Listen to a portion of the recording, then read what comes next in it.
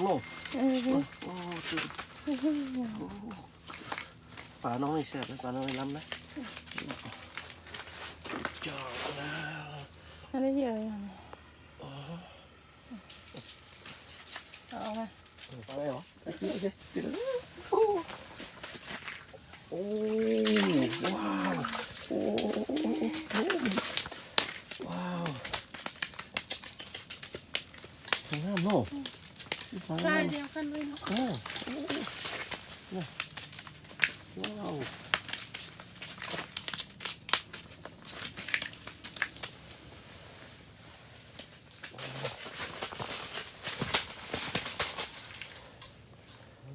ขวาง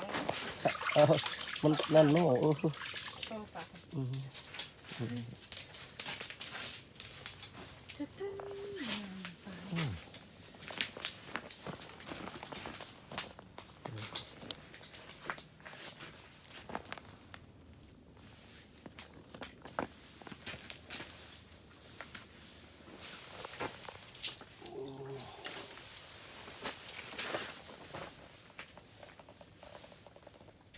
อันนี้เป็นขี้มันเป็นเครื่องไม้มันเนี่ยก็ใส่ก็ได้หรือจะเอาพัดอะไร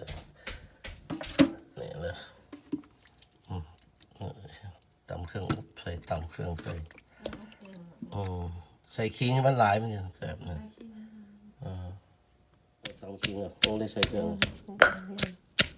ตำขิงเด็ดเป็นหอมใบกระเทียมเลยนะใส่หัวแดง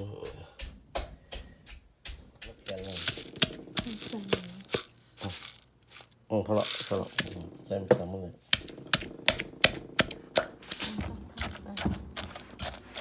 จับไปใส่เผ็ด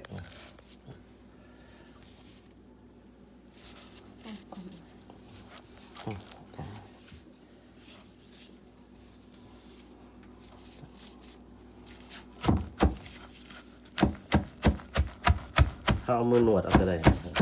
มันลายอันนี้เครื่องไม้อย่าเอาจุดเนี้ยทอด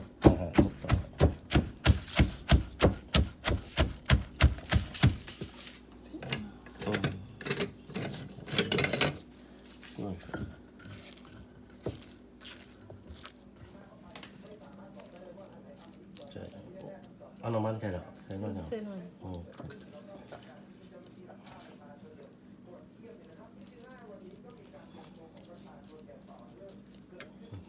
่แล้วก็จิ้มทุก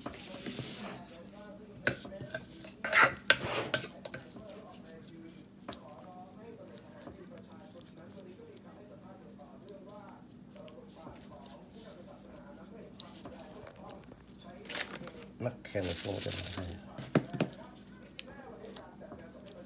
ใส่ไป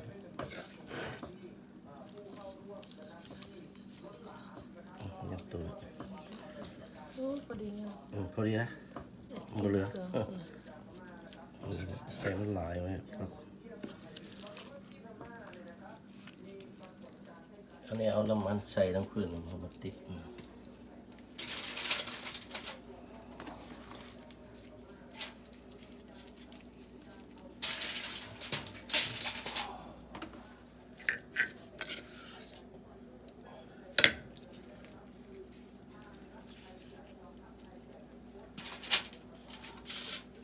ใส่มันคืออะไรนี่มันเป็นไม่กล้าเป็นโครงกินนะแต่มันน้ำมันแฉะแล้วนี่ใส่ปลาเนี่ยหัว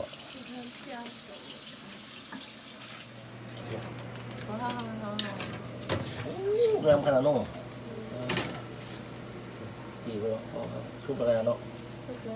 ชุบแล้วออกได้ละโอ้มาแล้วมากินแล้วเขากินเลยซื้อมาไว้โอเคเลยโอเคเราจะเอาไปปั่นให้หมูคู่พี่เขามีโอกาสได้ไป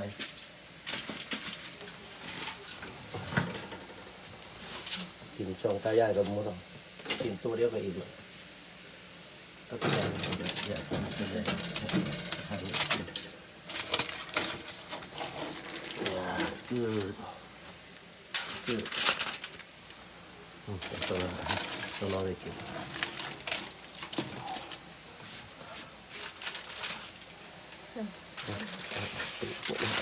ตัวใหญ่ครับ